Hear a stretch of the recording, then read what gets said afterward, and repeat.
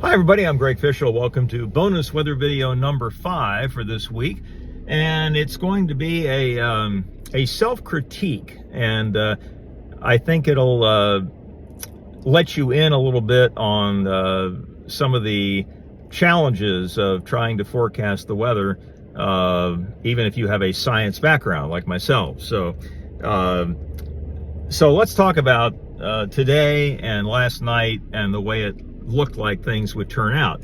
Now, it turned out cloudy the last 2 days, turned out cool, and it rained some. So all those things worked out fine. But a couple of days ago, it appeared to me like many of us would get a half an inch to an inch of rain, and maybe some areas would get even more. Now, by last night, I started to tone that down a little bit and talked about maybe a quarter to a half an inch.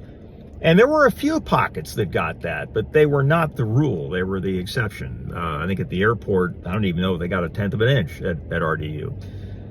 So a couple of days ago, I showed you a sequence of maps where I showed this, what we call a low-level jet at about 5,000 feet, and how it was feeding moisture and convergence up into these big thunderstorm complexes off to our northwest, and that the upper level flow was going to carry those down toward us. And I also showed how that low level jet was going to weaken significantly by the time it got to North Carolina. And so my gut was telling me, oh, this isn't going to be very impressive when it gets here.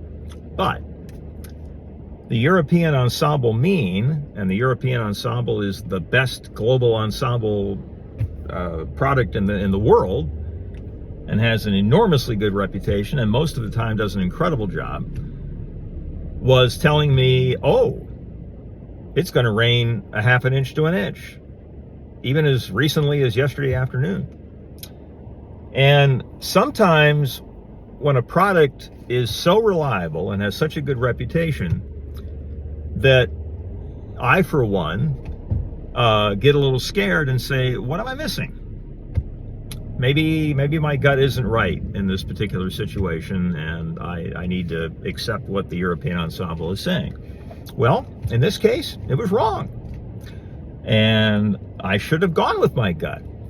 My degree is in meteorology. I have a science background. I know how the laws of physics and thermodynamics work in the atmosphere. And I doubted myself enough so that I believed something that went against my gut.